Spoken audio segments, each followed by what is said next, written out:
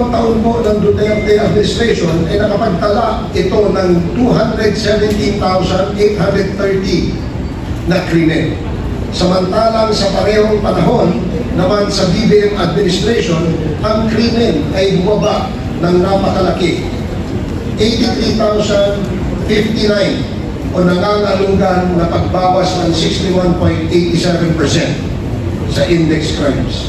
And affidavits they presented before the Quadcom were given by them freely and voluntarily. We may be accused of providing entertainment and likened to a gag show, but who is laughing? On the contrary, the one who said that must be so full of himself that he didn't notice that the joke was on him. We are not here to pin down or exonerate anyone. All we wanted was to know the truth. The same truth that the people have been longing for, most especially by the families of murder victims and the victims who survived.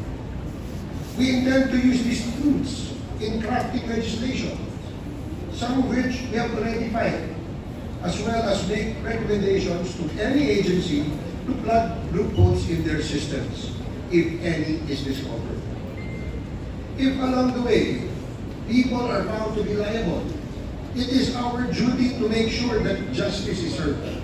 There is nothing funny about it. We only mean serious business. We have reached this point because in the course of the investigation, we found very disturbing facts and questions needing answers. We owe it to the people. As public servants, we pledge loyalty to them. They trusted us and voted us in office. We serve them. We will not use the Quadcom to exonerate ourselves and proclaim our innocence in the face of overwhelming evidence. Now, if I may, I invite all of you to look at the screen and see the inconvenient truth. These numbers are from the official PNP reports as published both then and recently, last October 21, and not just made-up stories by the Quadcom. Ikumpara po natin ang unang 2 taon ng Duterte at BBM administration. Tingnan po natin ang total ng krimen o tinatawag na index crime volume. Sa unang 2 taon po ng Duterte administration ay nakapagtala ito ng 217,830 na krimen. Samantalang sa parehong panahon naman sa BBM administration, ang krimen ay bumaba ng napakalaki. 83,059 o nangangalunggan na pagbawas ng 61.87% sa index crimes. Any claim to the contrary is but a figment of the imagination and if not, a propaganda. Pangalawa, tingnan po natin mula July 2016 to December 2017 ay may mga namatay o pinatay na 4,354 sa mga police anti-illegal drug operations, habang 16,000 naman at 355 naman ang pinatay ng mga riding in tandem at mga di pa nakikilalang mga salari. Noong 2018, inilagay ng PNP sa kategoryang HCUI or Homicide Cases Under Investigation na umabot sa talang 23,327. Samantala, mula July 2022 hanggang katapusan ng 2023, ang bilang ng mga napatay sa mga legitimate police anti-illegal drugs operations ay 73 lamang po. Pangatlo, may kabuuan na 115,435 na anti-drug operations na nakalikom lamang ng 3,294.44 kilos ng shabu na nagkakahalaga ng 18.43 billion pesos sa unang 2 taon ng dating Pangulong Rodrigo Roa Duterte, habang sa mas kakaunting anti-illegal drug operations lamang sa parehong panahon sa BBM administration ay 84,676, subalit nakalikom na mas maraming shabu na umaabot sa 6,481.16 kilos. The anti-drug campaigns under former President Rodrigo Duterte from July 2016 to July 2018 and the current President Ferdinand Marcos Jr. from July 22 to early 2024 represent contrasting approaches in tackling illegal drugs and the crime in the Philippines. While both administrations aim to reduce drug-related crimes, their methods and resulting outcomes reflect significant strategic and operational differences. Here is a detailed comparison of the first 2 years of the administration's campaign. As been shown earlier, ang numero po ay hindi po nagsisinungaling. Ito po ay galing sa Philippine National Police.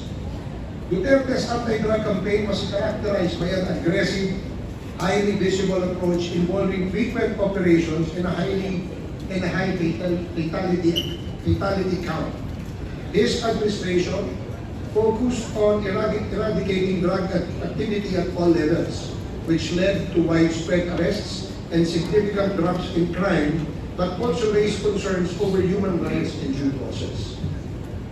In contrast, the Marcos administration appears to have adopted a more refined approach with an emphasis on improved crime-solving rates and efficiency in enforcement.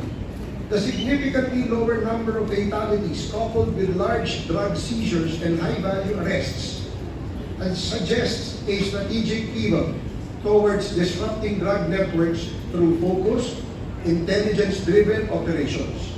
This approach may reflect a more sustainable model aiming to dismantle supply chains rather than focusing on sheer arrest numbers or area saturation tactics. In conclusion, both administrations achieved reductions in crime and drug-related offenses, but the Duterte administration's approach was more intensive and controversial, with high casualties and widespread operations. The Marcos administration has made efforts to continue the campaign with fewer fatalities, a higher concentration on strategic arrests, and increased operational efficiency, suggesting a potential shift towards a more systematic and less violent anti-illegal drugs approach. The numbers mentioned above are real numbers. Sa totoo lang po, hindi namin alam ang mga tunay na pangyayari sa likod ng mga numerong ito hanggang nag-umpisa ang ating investigasyon. Ang sinabi na ating lahat na kwento ay ang karamihan ng mga pinatay ay kagagawan ng mga vigilantes na hindi pa nakikilala, habang ang mga natitira ay biktima naman ng legitimate police operations kung saan ang mga pinatay ay sinabing ng laban. Sa mga testimonyang malayang ipinahayag sa ating mga pandinig, ay naipakita na marahil dito ay bunga ng pamamaslang ng mga operatiba o pulis na inutusan pilitin ang mga nahuhuli na manlaban upang tuluyan na silang mapatay. Sa pahayag ng dating Pangulong Duterte sa Senado, sinabi niya na totoong sinabihan niya ang kapulisan na mag-encourage o himukin ang mga suspects na lumaban upang patayin na sila at nang sa gayon ay matapos na ang problema. Mas nakakagimbal ang mga pahayag na may pabuya o reward ang mga operatibang makakapatay ng mga nasa listahan ng drug personalities.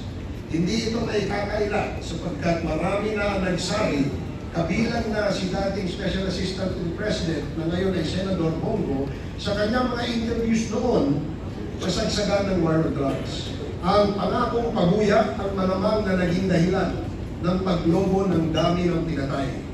Without validation of the so-called narco lists, names may be added at will, whether or not the person is a drug personality, as in the case of General Wesley Barayuga, whose name was added to the list way after he was killed.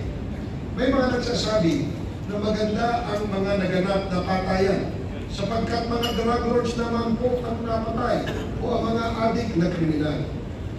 Subalit sa aming investigasyon, lumalabas na may mga ibang drug lords na napatay, subalit iilan lamang, samantalang madaming mga malalaking drug lords ang nagpatuloy sa kanilang gawain at na protektahan pa ng gobyerno at nabigyan pa ng titulo imbis na maimbestigahan. Libo-libo ang mga pinatay ng mga tricycle drivers, homeless na nasa kariton, construction workers, at mga ordinaryong tao na halos wala na nga makain at walang laban, mga taong napagtripan na lamang. Ito ba ang mga drug lords? Pagkain nga, wala sila. Pagdroga pa kaya? Mga batang inosente, gaya ni Kian de los Santos, basta na po sunodaan ka, delikado ka na. Lahat ng patay may reward na katumbas. Sino ba ang ayaw maging ligtas ang ating mga lansanan sa mga masasamang elemento? Subalit kung ang mga pinalit sa mga masasamang elementong ito ay mga otoridad na naghahanap buhay, mas nakakatakot maglakad sa lansanan at baka masama ka sa missing persons or unsolved homicide cases. Ipagpalagay na natin na mga adik ang ibang pinatay. Bakit pa tayo naglaan ng daang milyon sa pagtatayo ng mga drug rehab centers kung papatayin din lamang natin sila? Ito ba ang dahilan kung bakit hindi nagamit ng full capacity or in full capacity yung ating mega rehabilitation center na nandoon sa Nueva Ecija? Pag drug addict ka ba, wala ka ng karapatang mabuhay dahil wala ka ng silbi sa buhay? Ang mga pinatay ay mga tatay, nanay, anak, kapatid, apo, mga membro ng pamilya na may mga nagmamahal. Napakinggan natin dito ang kanilang mga naulila. Sila ay kaawa-awa at kalulus-lulus. It is really sad that human lives were lost and wasted just to prove a point that we are against illegal drugs. The right to life is paramount as it is God-given and precedes all other human rights.